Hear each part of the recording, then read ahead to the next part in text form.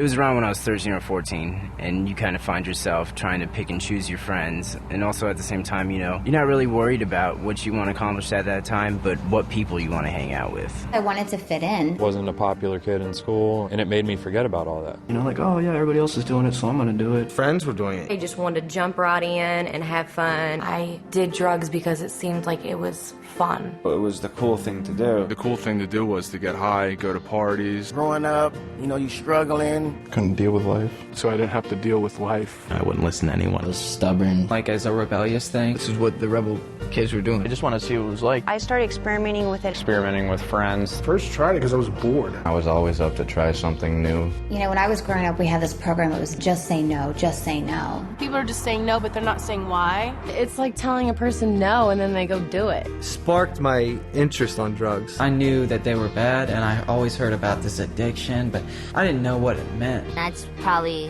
the #1 reason why I did drugs in the first place. I just didn't know.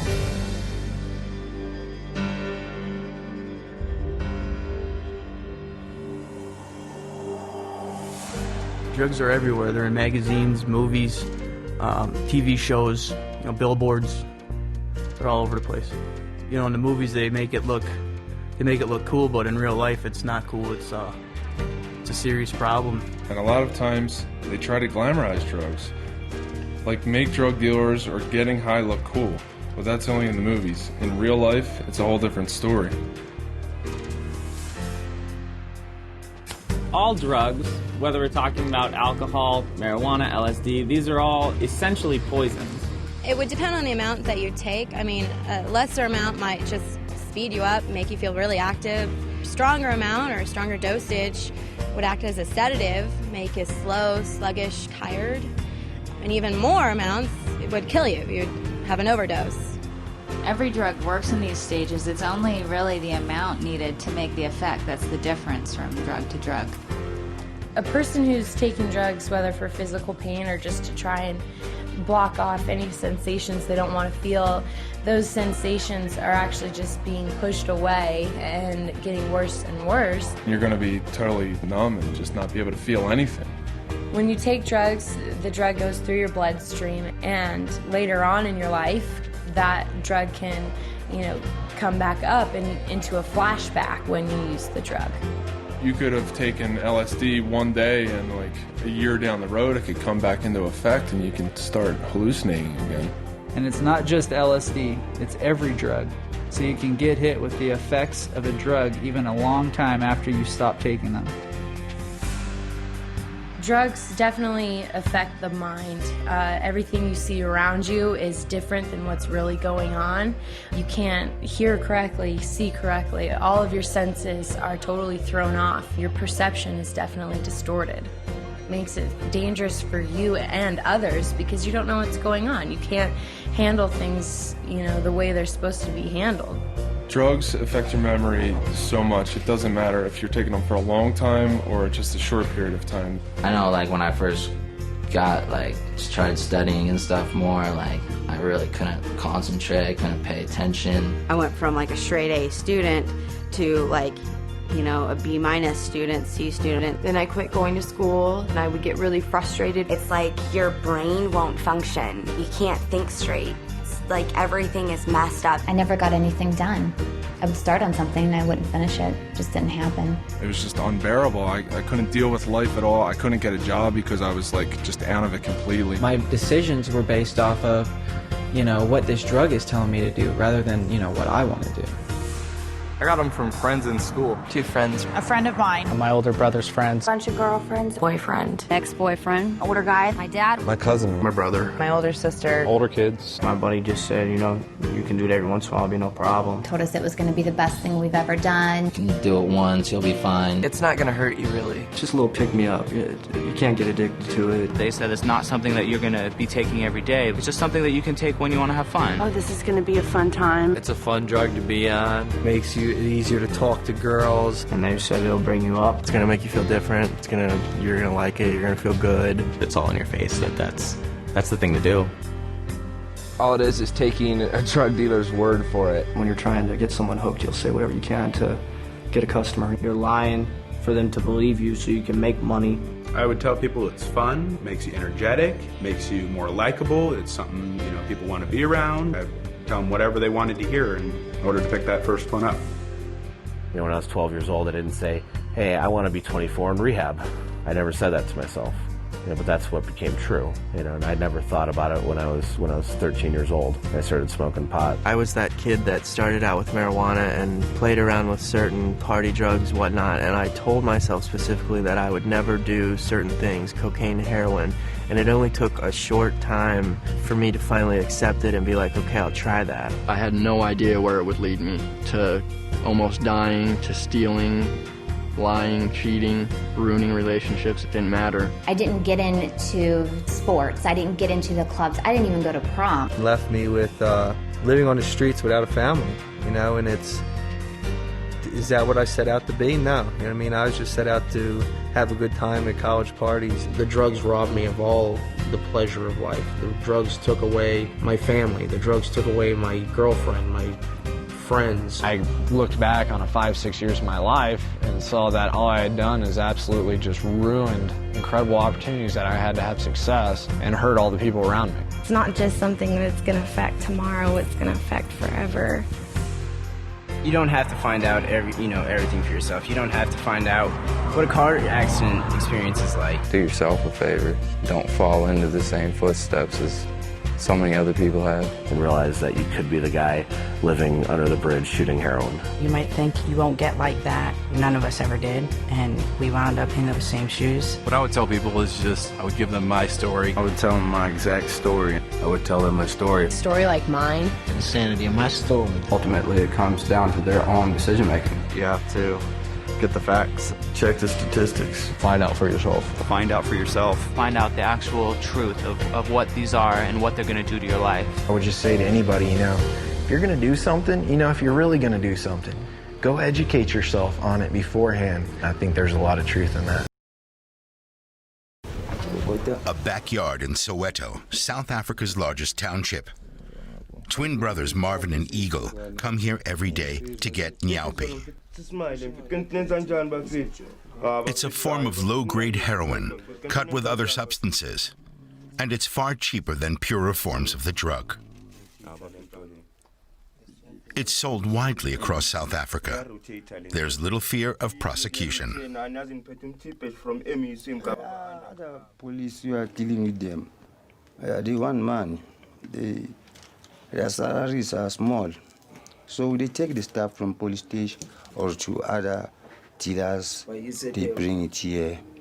I give them money when the stuff is right. So other police, they are criminals also.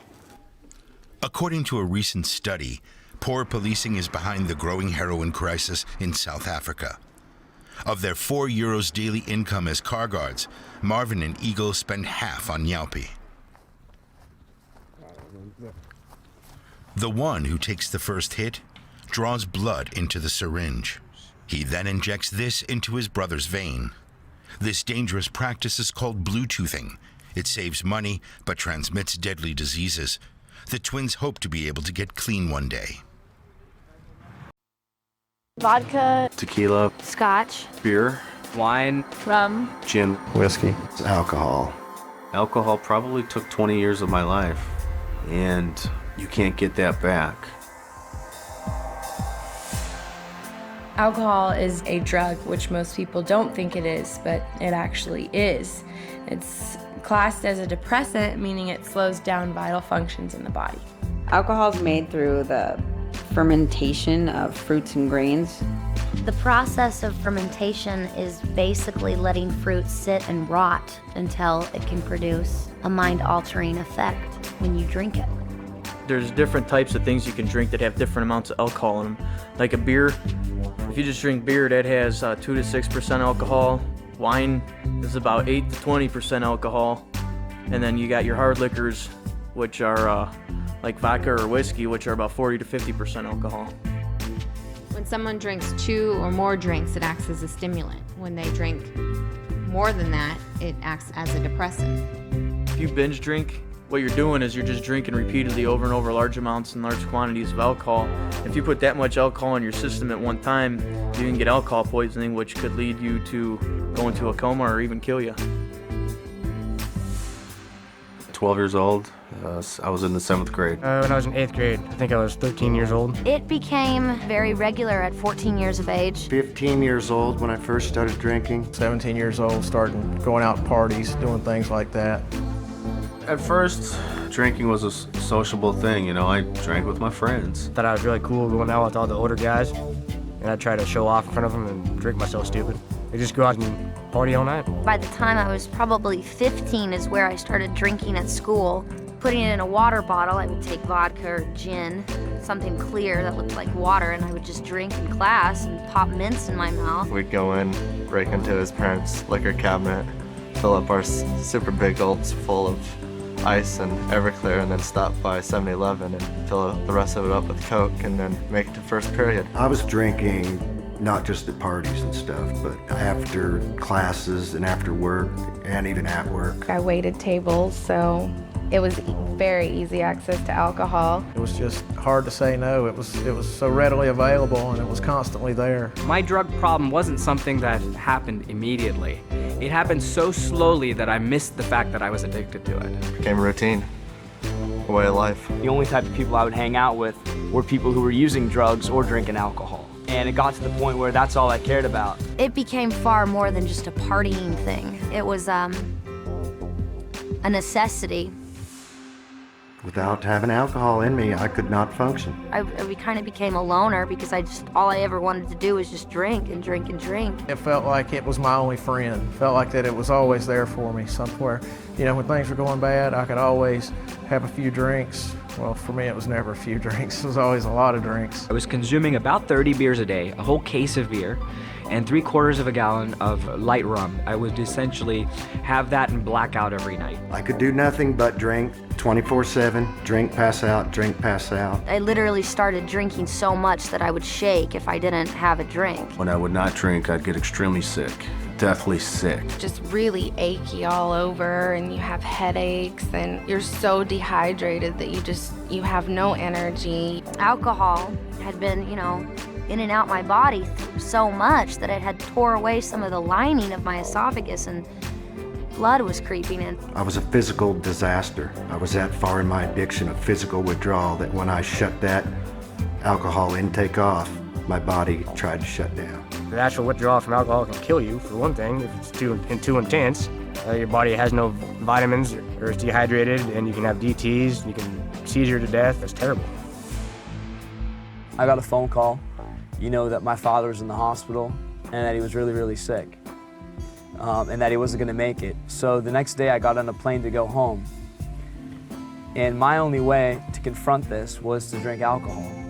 So I showed up at the airport pretty drunk, and my family, saw me there, and, they didn't know what to say. The worst thing about it is that my father was kept conscious so that he could see me before he passed away. But instead of disgracing his memory, they'd put him on life support. I had gotten kicked out of this bar for fighting. I was beyond drunk, and I was attacked and raped.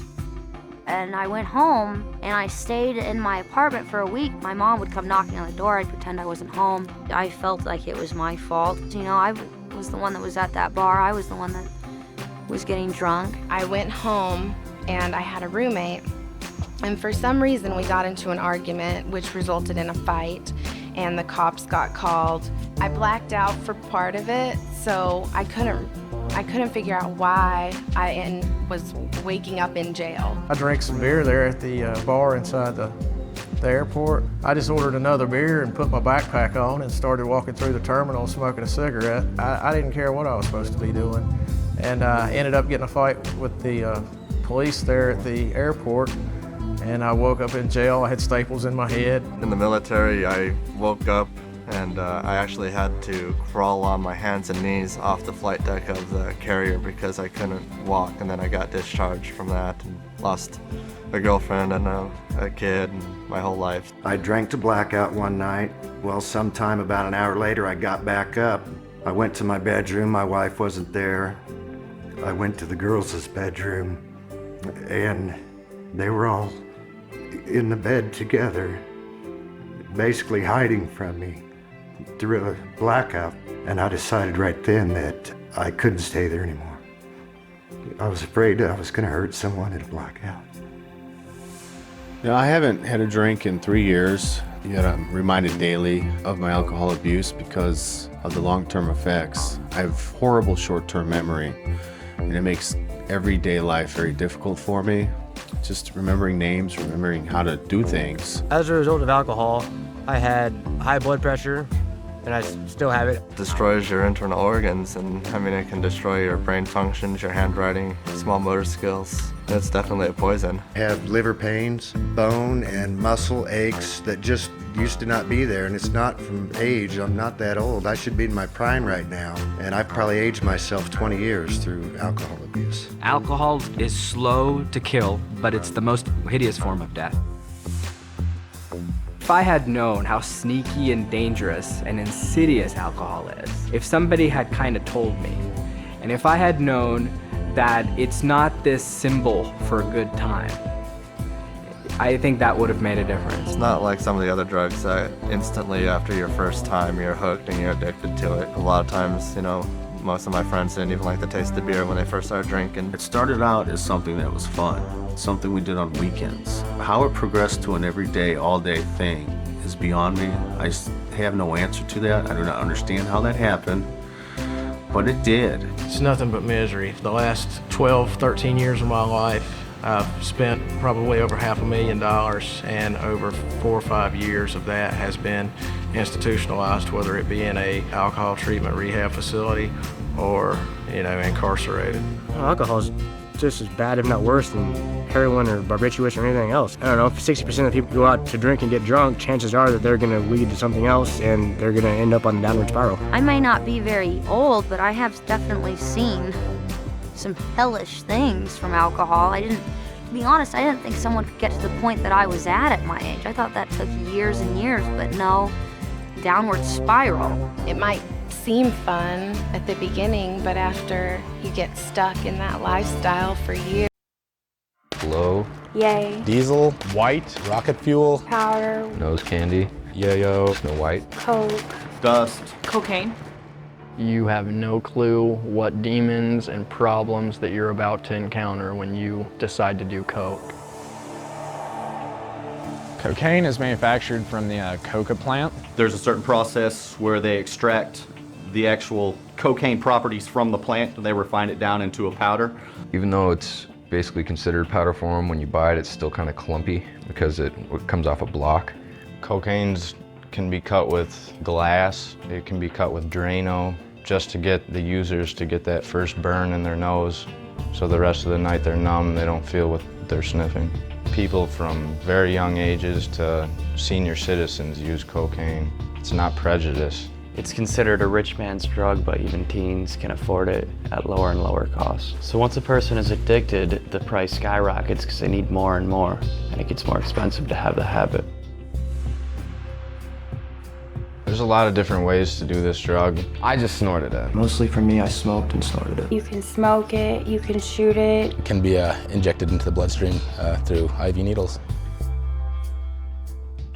I was 14 when I first tried coke. The first time I did cocaine was when I was 16 years old. I was 18 years old, just going to like house parties and hanging out with friends. I was with a bunch of friends. They were all doing ecstasy and coke and smoking pot, drinking. I was at a high school party where there was some older guys there and they had cocaine. And of course the older people, they're the cool people and they were going to the parties and they were doing the drugs. I was in such a crowd of like intelligent people and people with lots of money. Cocaine came into the picture and it was just one big kind of a party drug. You know, I'd do it once every month or so, and then as it progressed, I'd be doing it every other weekend. Within an 8-month span, I went from trying it a few times to becoming a weekly user, to eventually a daily user, and then to becoming a dealer. Once you start taking that stuff, like I said, you feel like a rock star. You feel invincible. You feel just nothing can touch you. You can make conversations, you're happy, but that's only for about a half hour. The night I first took it, I wanted more that entire night. With Coke, it's like instant. Because it only lasts for 15, 20 minutes and then you gotta have another line. And then I need some more because I'd start coming down. So you're just constantly chasing this high that you'll never achieve. I was leaving work every half an hour to go buy more. I was working like 14, 16 hours a day. I started using more and more cocaine to keep working, to make more money. You spend all your money on it, one way or another. It was so expensive that I'd only do enough until I ran out and I couldn't afford to buy more. That's when I realized I had absolutely no control over myself, and the cocaine was pretty much controlling me. You do more so you can feel normal, and you don't feel normal ever on the drug. I couldn't complete anything I started. Couldn't have a conversation with anybody. I couldn't look anybody in the face. Your body craves more and more, but when you're at that point, the more you take, the more dysfunctional you become. It's like quicksand. Once it gets its grip, it just starts sucking you in. And the harder and harder you try to pull yourself out of it, the deeper and deeper you go.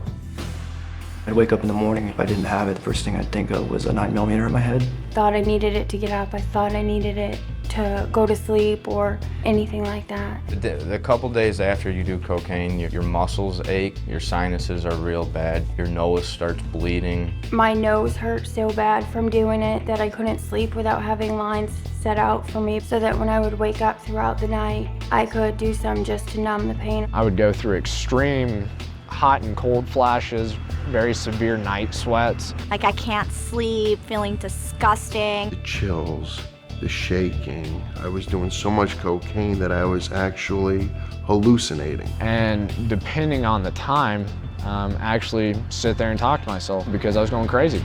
You know, seeing things, constant paranoia, constant depression, suicide attempts. So it went from being a party drug to a drug that kept me holed up in a dark room by myself, scared of my own shadow.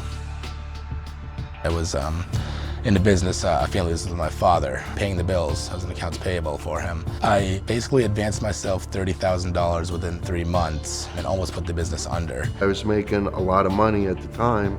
Everything was on plastic and credit cards. Everything else was going to cocaine. Probably upwards of about $600,000-$700,000. I started shooting it. I missed the vein and actually went into a nerve. And it blew up my whole entire arm and hand. My arm just kept on inflating more and more. Thought I was gonna die. I flatlined, and then they all came rushing in, and they took the paddles and hit my chest and everything. They brought me back again. After I'm out of the hospital, there I am, doing it again. When I got to a party and a guy walked in, I didn't know the guy. I beat him, put him in the hospital. You know, beat him until he was unconscious. You know, just because I didn't know who he was. Yeah, I was paranoid. There was a kid that had just gotten out of prison, and he knew I was hard up for money, and he wanted me to go rob these people. We all went in there in masks with guns. We taped them and tied them up and took everything they had. A good friend of mine, I went through middle school, high school with him. He tried to rip somebody off at a high school party, and they shot him in the stomach with a .40 caliber, and he's dead now. 20 years old. I can't feel that happiness that I remember feeling before I did drugs. My memory is nowhere near what it used to be. I have a hard time remembering certain names, certain faces, certain places. I actually had like numbness in my leg for a year because I was shot in my leg. My foot's still damaged from that. Damage to my arms and my veins and stuff. When I blow my nose, I still have blood and other tissues coming out. And I actually gave myself an ulcer that ruptured. Heart attacks, strokes, tears in your heart, nothing good. You know, everybody always talks when they're young, oh, I'll try anything. I want to try something new. I do it, but it's just not worth it. I wish I had never done it that first time. A social acceptance wasn't worth it. The girl wasn't worth it. The pain and agony to my family wasn't worth it. If you think you control it, you can't. It can't be controlled. It will take a hold of you quicker than you ever thought possible. I'm 34 years old now. I feel that my 20s were, you know, completely unproductive and a waste. I don't know anyone who has just done cocaine one time and had it not affect their life in a negative way. It might seem fun right now, and you might be thinking you're having a good time, but there's no such thing as an old drug addict. You're gonna kill yourself. You're choosing death over life, and that's the reality of the decision you're making.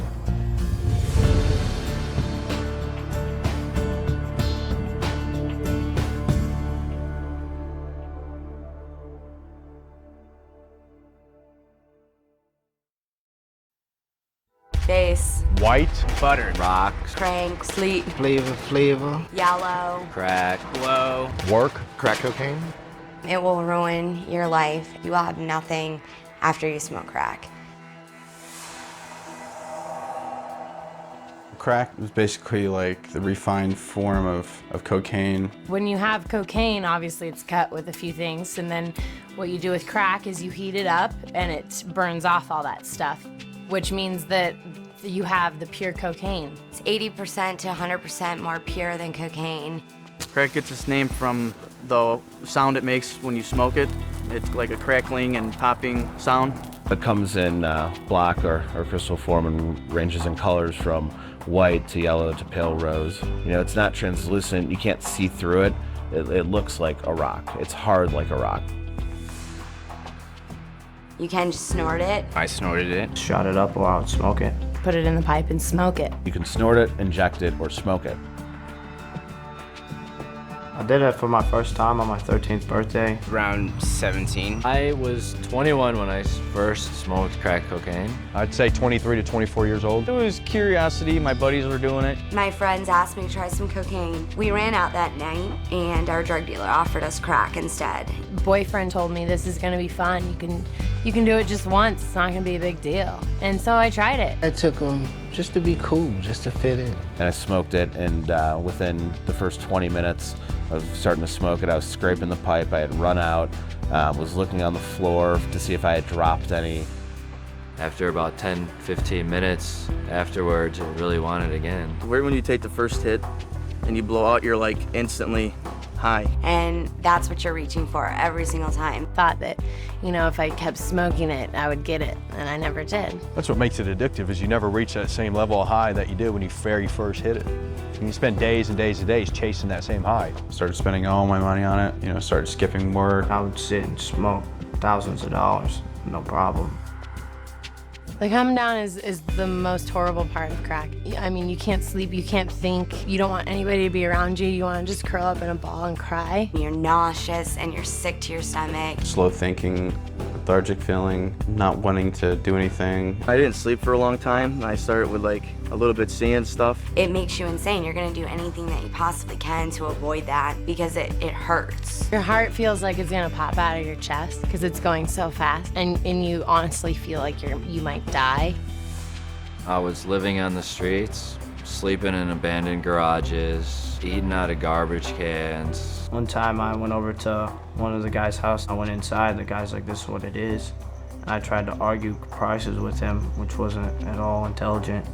And he took all my money out of my pockets and he told me I wasn't allowed to leave. I was tied down to the chair, and the guy was walking around the house with a gun. He was all pissed off because he thought that I was like a narc and that the cops were coming because of me. And all the time I'm just begging to him, let me live. I didn't do nothing. I don't know what you're talking about. I was only 14 or 15 years old when it happened. I went from being a very successful business person, had my own apartment living in New York City, to I wake up one day, I'm 30 years old, I'm living with my parents again, and I'm actually stealing my mom's purse to get money for crack. I went from being in this upper middle class family, wonderful home, to going from crack house to crack house. It's where you go and do drugs, smoke crack nonstop. Usually there's somebody at the door that asks you what you want. You would have to either give him money or give him drugs for just letting you in the door. You would walk into the crack house, it would be extremely dirty. Dishes piled up all over the place.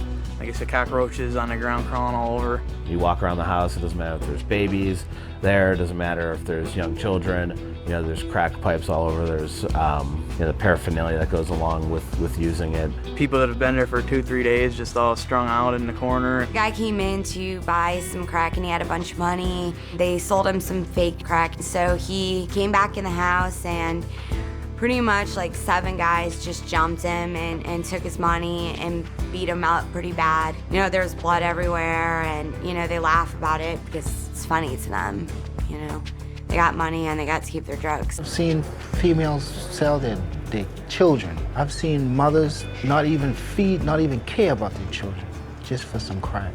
The girls, you know, they just sell their bodies for these drugs. I mean, $10, $20 at a time. I went out and I found some guy, had sex with him, got money, went to the crack house, smoked crack all night. That's all I did was I met guys and had sex with them for crack.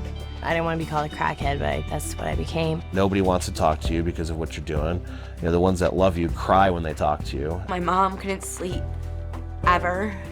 You know, she lost her job. My dad had 2 heart attacks from stress, from, you know, trying to find me in the streets. So many things were affected with my family because of my drug use.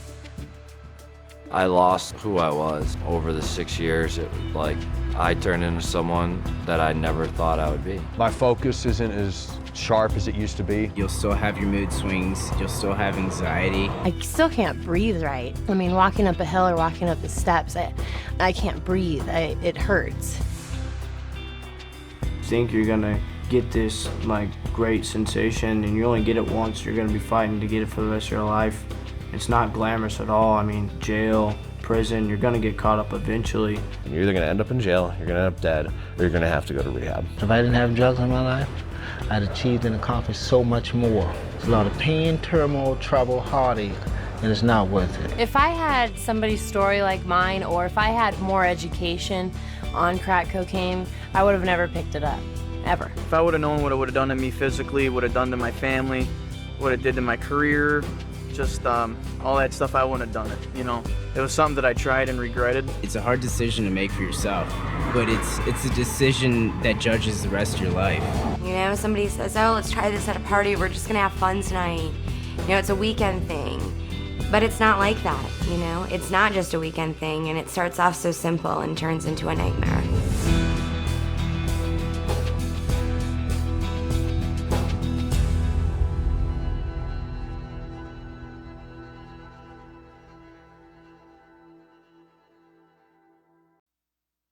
Huda, Ice, glass, Tweak, crank, Chizzo, shards, crystal, the Magic Dragon. meth. If we're out in public, it's gonna be called Tina because it sounds like you're just talking about a girl. It doesn't sound like you're talking about one of the worst drugs in American history. Crystal meth is actually the more pure form of methamphetamine. Commonly, people think methamphetamine is just a powder, but really, these days, you have to go searching just to find it in powder form. Crystal meth is the most common what you're gonna find of the meths. It looks like glass, like blades almost, but it's like glass pieces. Comes in different flavors sometimes. It comes in like different colors, kind of pinkish, brown color, like an off-white, and sometimes it's crystal clear.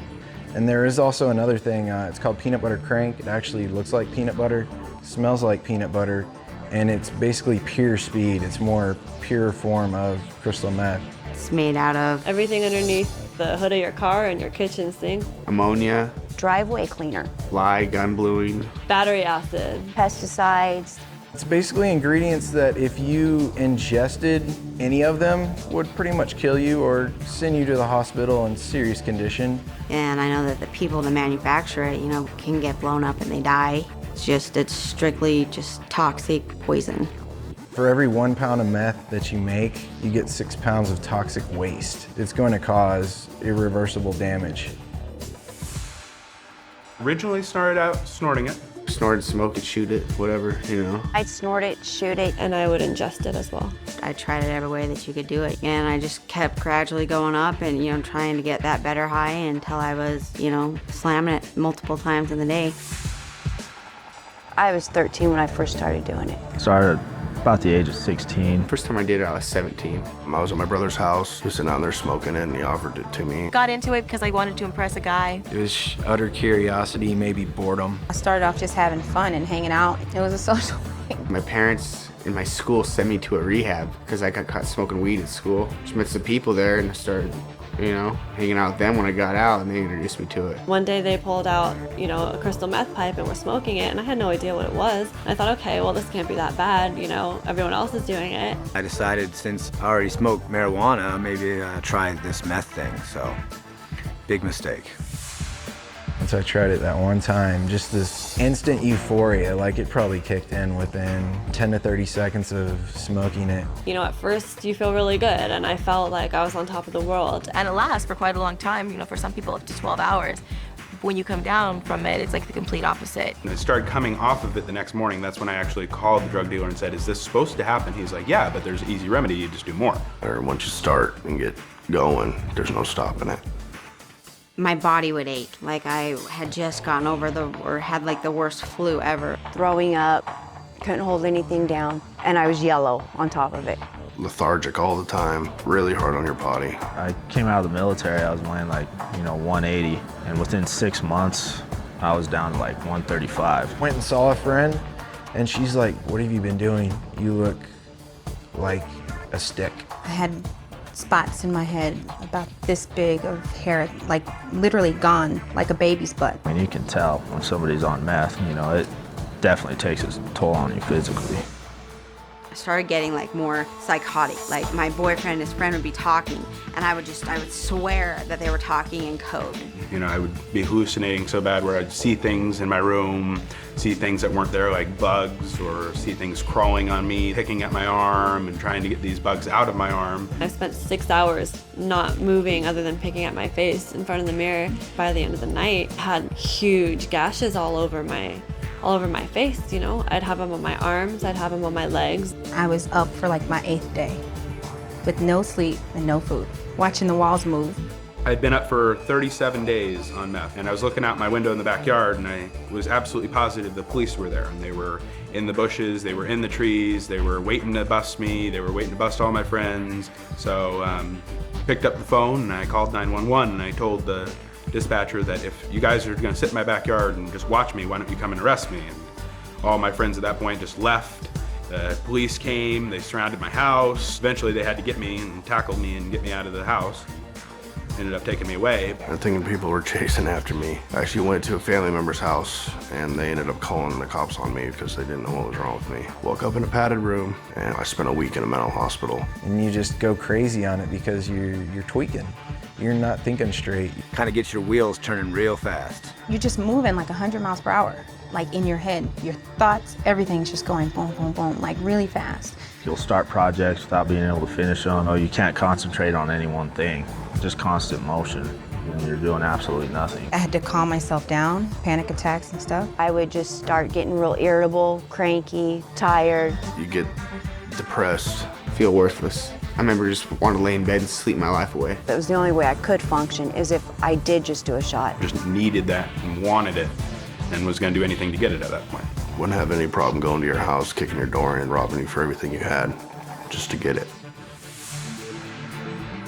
Makes you not care that you're wasting your life away. Makes you not care that your sister cries at night because her brother is out committing crimes and manufacturing methamphetamines. Had completely kidnapped me, mind and soul, and the more I did, the more it built up inside of my body. I noticed in myself short-term and long-term memory loss, nerve damage, my muscles sometimes twitch, just things that seem to be irreparable. My gums have permanent damage. I have permanent bone loss underneath my gum line. I have an eroded esophagus now. 6 years ago, it was near cancerous. I still have problems today with it, and I get really bad heartburn. If I drink water, it can burn my throat. I got cut from here all the way down to below my bikini line, and they removed all my large intestines. Left me with 1 inch. I have tendinitis now. Well, I got hepatitis C from injecting drug use. You know, doing all that battery acid and muriatic acid and all that, it eats away not only at your teeth, but every bone, your eyes, it kills you. You are the company you keep. So if you're hanging out with people that do drugs, you're gonna do drugs. I don't care who you are, you're not going to be able to function better on drugs. Of course, I was always warned as a young kid, stay away from this, stay away from that. Whereas knowing what I know now, yeah, I would have definitely avoided it. Nobody ever told me when I started it that, hey, this is an extremely deadly poison. If anybody had actually told me what it would really do to me, I would have walked right away from them and told them they're crazy. You know, there's nothing cool about it, there's nothing fun about it. It's deceiving at first, but it'll just take you to a place of going nowhere. You know, becoming addicted for just one try or just one time, it's not worth it because that one time can kill you. A couple nights of fun could lead to a whole lifetime of destruction. Look at the pictures, they don't lie, you know, like the mugshots, they don't lie. The people that are going to jail, it's not lying. I mean, it can be you. It's probably, in my opinion, the one drug that will make sure it happens.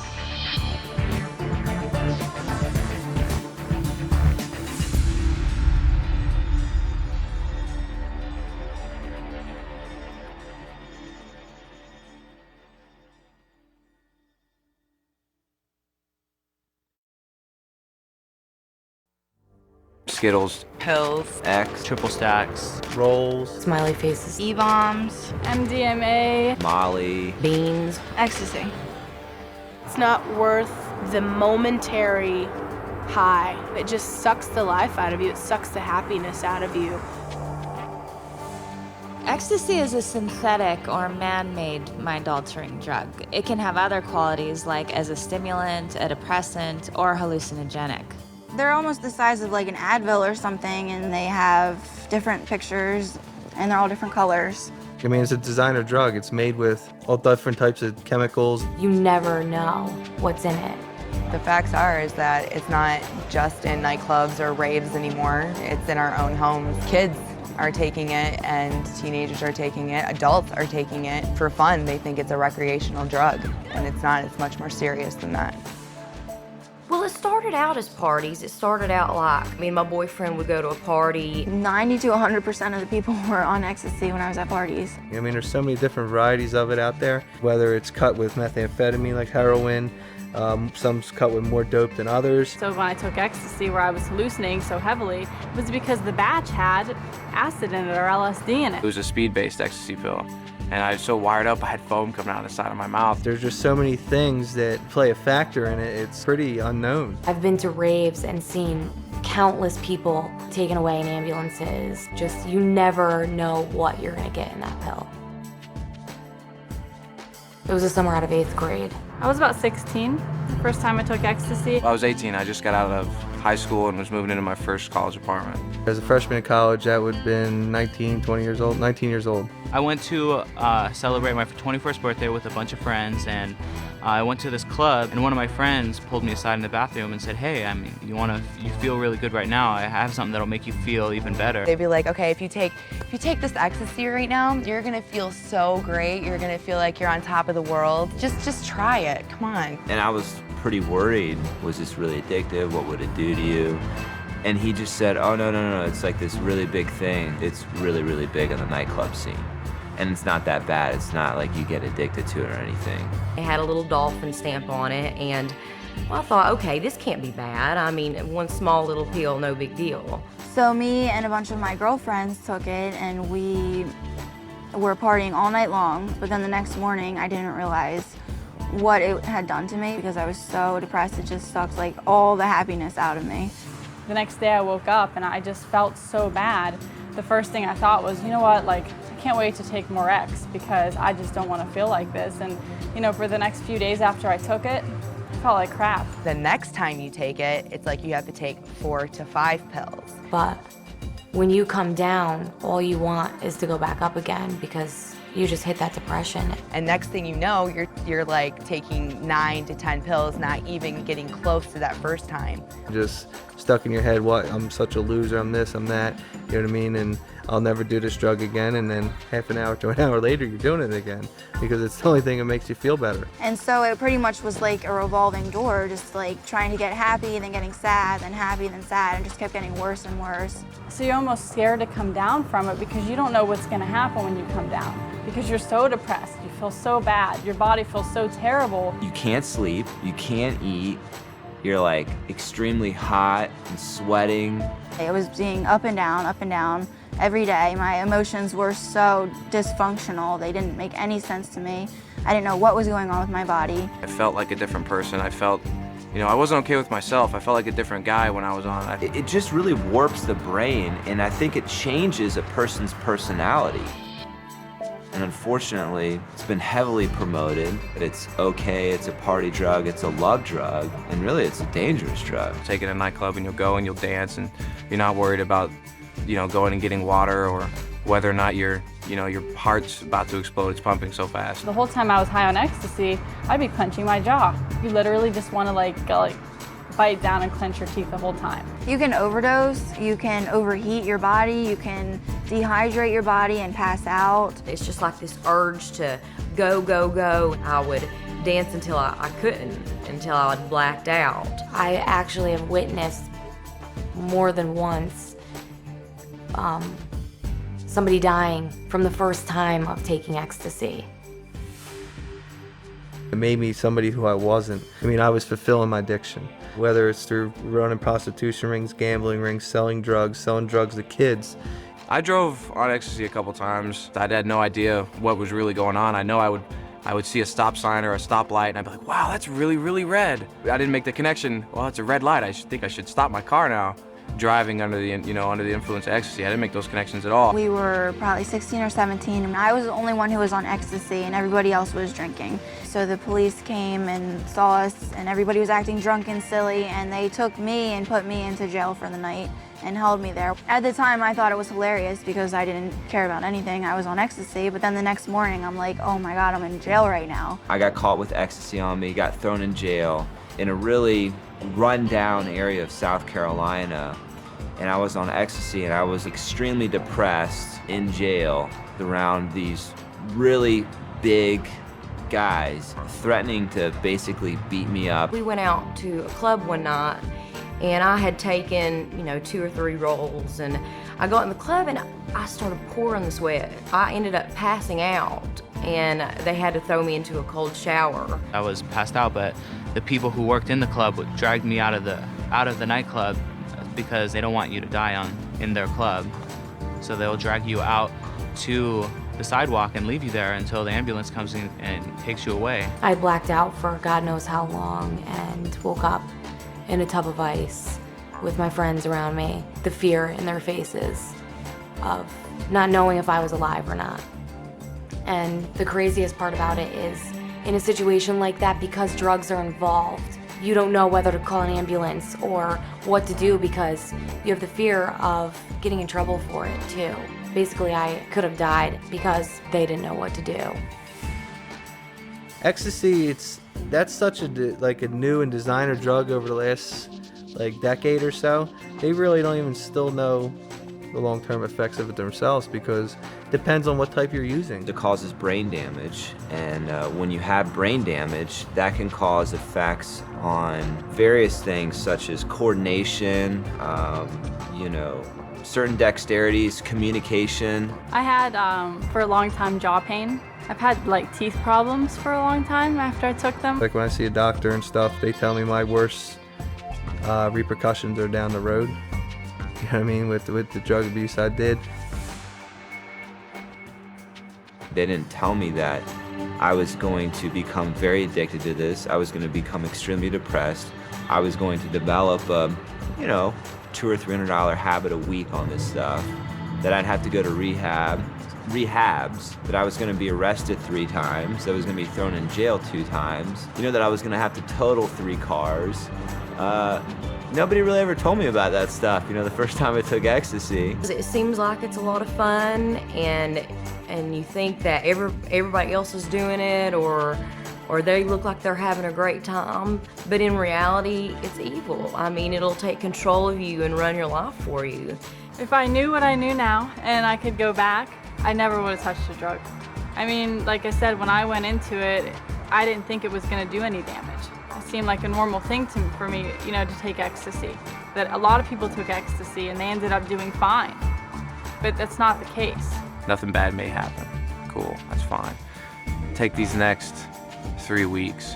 How are you gonna feel? What about your job, your school, your body's health, your family's, emotions towards you? You take those 2 facts, there's no choice. It's like jumping out of a plane and just having a a set of silverware as a parachute. It's, it's not a decision. It's true. It really is. Because even if you don't get hurt from the drug the first time you take it and you enjoy it, there's a downside to that too, because then you enjoy it, then you want to do it again. And once you do it again, it's the start of your own destruction.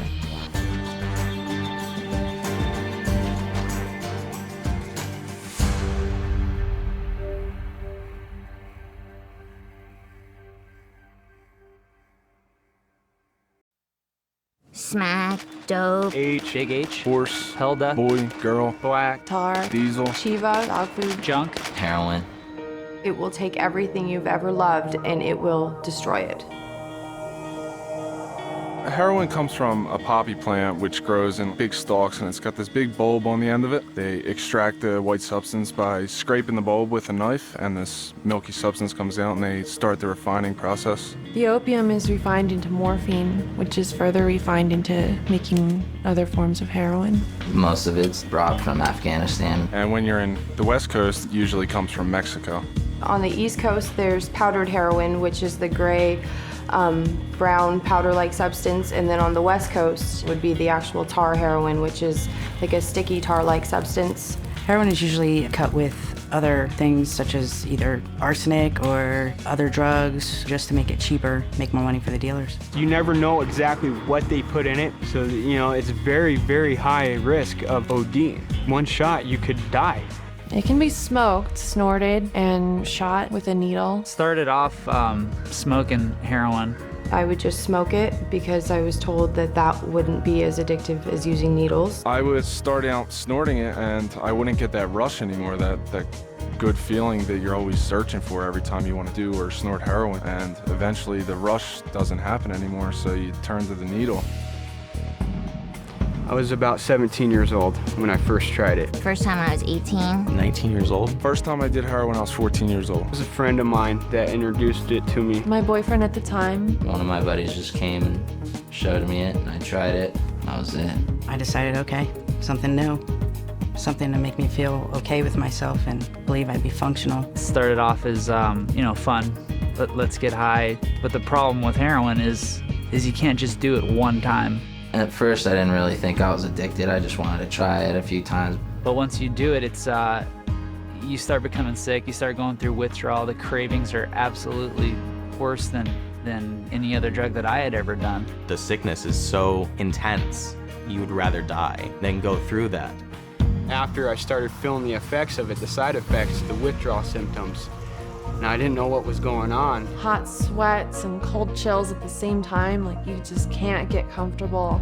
You try to fall asleep just to make it go away, and you can't fall asleep. Your whole appearance changes. I would break out a lot. My skin was like yellow, and my eyes were sunken in. Hallucinations from lack of sleep, loss of appetite. I really couldn't concentrate, couldn't pay attention. And as crazy as it sounds, I didn't know what heroin would do to me when I first started doing it. I was just completely ignorant of that. I just thought, oh, it's another drug. I can just do it on the weekends and have fun.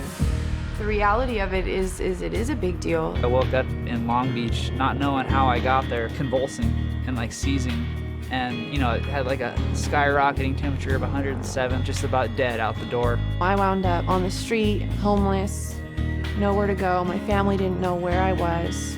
And I was just in total apathy. I didn't care about anything. I was living in a car in the middle of winter in Baltimore. Got robbed, got maced in the face. I had nothing.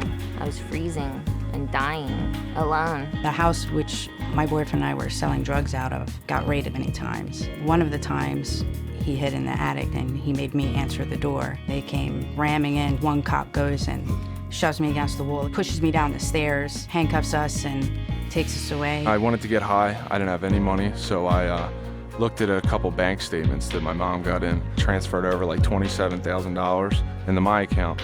Spent that within like 2 weeks. Broke back into the house after they changed the locks and ran up to my mother's bedroom, stole her wedding ring, and went and pawned that. It ended up me getting caught. I got like 4 felonies, a couple misdemeanors, got arrested. It clouded my mind to a point where everything was almost like a video game. No real sense of consequence, no real sense of, this is what I'm doing to other people around me, or this is what I'm doing to myself. It's just, keep doing what I'm doing.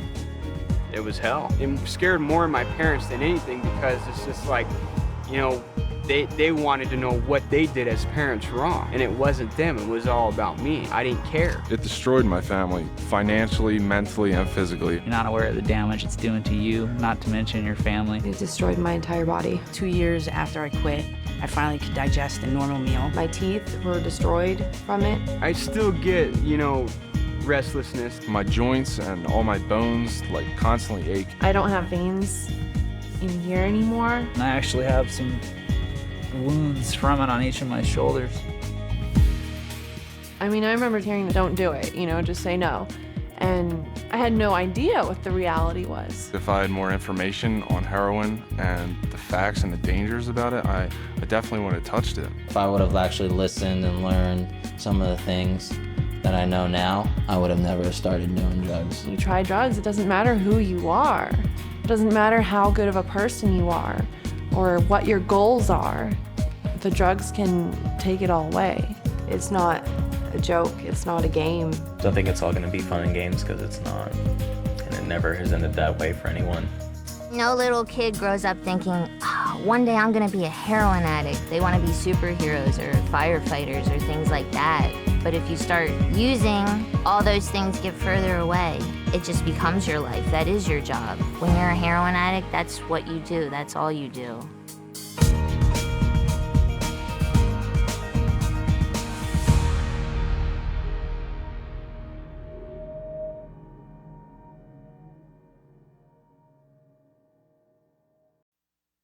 Ganja, pot, Grass, kush, dope, hash, swag, weed, sticky, marijuana. I ended up being addicted to heroin, coke, meth. I've done it all, and it all started with pot. Marijuana is the dried parts of the Indian hemp plant. Hash is the sticky crystalline that comes off when they pick it. A lot of it's like from Mexico, shipped over borders, and a lot of people manufacture their own and sell it. Hydroponics is like a system of growing weed.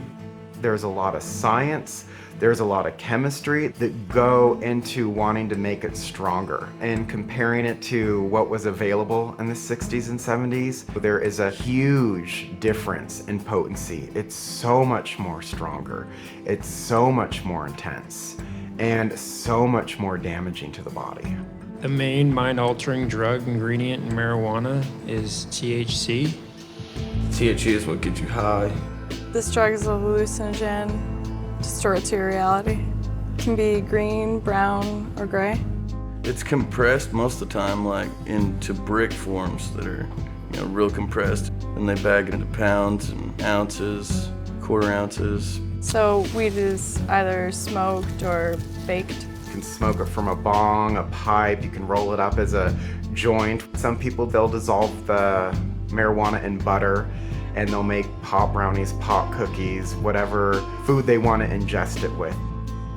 I was wrestling, I was in football, went to school, got A's. I was a good kid. I had this dream. I was gonna make sure that I had an education. I was a B student, and then I went from that to a C, D. I pushed aside my studies, I pushed aside any sports to do the drug. I didn't want to go to school. I missed school all the time. I didn't graduate because of it. Everything kind of slipped away. I lost the glimpse of hope I had. I was probably 13, 14, something like that. I started smoking weed when I was 14, I think. 17, can't forget that day. I saw pot everywhere when I first started doing it. It made it okay for me. I was with a friend. She's like, it's an herb, it's grown, it's safe, it's natural, and there's no problem with it. I knew other people did it. It seemed harmless at the time to me. Take a puff and pass to your buddy, sit next to you. No one ever did, passed it up. Everyone always took a hit. It started off as something very casual and fun, and then within a few weeks it was something that became an everyday habit. And then it just turned into sort of like escapism, just to get away from everything. I smoked weed so I didn't have to deal with life. It was kind of taking place of life. There's a common misconception that weed is not addictive. I never thought I was addicted to marijuana. I thought it was just something that was part of my lifestyle. I thought it helped me relax. I've become so accustomed to being stoned every night. When I wasn't doing it, it was out of the norm. Once you smoke it, you really don't feel like you can do anything without it. You just feel so high. You just want to be high for everything you do. And there was nothing that I wanted to do with my day other than smoke weed. It was so weird. That was my driven purpose. I always had this idea in my mind that I can live life and smoke weed at the same time, but I never could. I'd want to get high every day. I'd want to get high when I woke up in the mornings. My mind was so set on having it that it preoccupied so much of my thinking that became all that I did. That was all I thought about. If I ran out of weed, I'd be pretty mad. Irritable and annoyed with everything. I was tired, I was nervous, I was anxious. I couldn't sleep without it. I'd be up for days when I tried to stop. It's an emotional roller coaster. It's very hard on you. I'd feel depressed by not having done anything better with my life, but I would still use the drug to hide from the problem. I was actually prom king. The drug dogs came to school, and I'd had some joint roaches in the ashtray of my truck. And they found him. I got kicked out of school for it. I dropped out of school, I had no job, I had no money to pay rent. It unconsciously separated me from my family, and I was always concerned with when I was gonna go out and party, and it just, the priority list of friends or family just slipped underneath. I stopped trying, and when that started, it just led to a different lifestyle.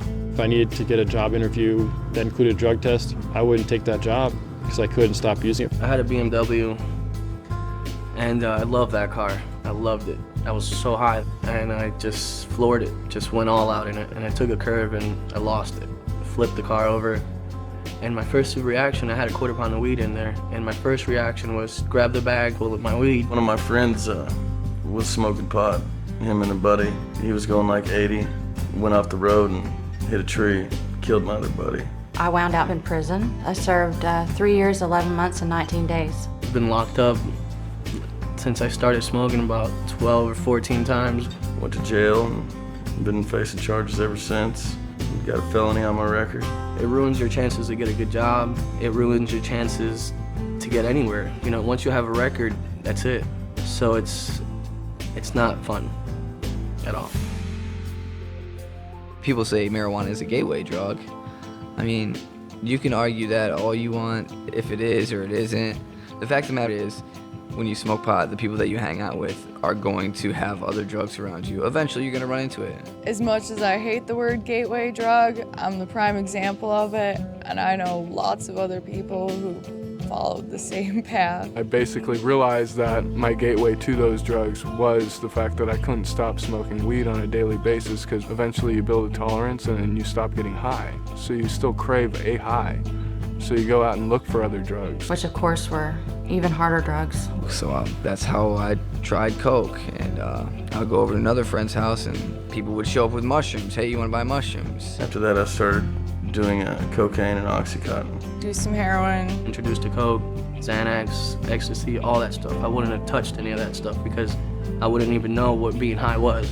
So once you get high, it just changes everything. Maybe nothing horrible is gonna happen to you those first 10 times you do it, but before you know it, it's gonna be a huge component of your life. And personally, I wish I would have just avoided it. I know people who've grown up and never smoked weed and are perfectly fine. They're socially accepted. They have great lives. It's all a big hype, you know what I mean? They just tell you that, oh yeah, you just get high or whatever, everything will go away. That's BS. The problems that you had before you got high are still gonna be there when you're done being high. You're gonna ruin relationships. You're gonna get yourself in trouble with the law. You're gonna screw your finances up. You're gonna screw your future up. Took away, my chances of wrestling in college or playing football in college, going to college for academics because I was capable, and that is all gone. So now I can't vote, can't do anything as a normal citizen. I would have been in college right now, about to graduate, probably going for something decent, a good degree, get a job, get my life together, not going through what I'm going through right now. It wasn't something that was harmless. Smoking pot ended up taking my life away and leading me onto another life that I never wanted.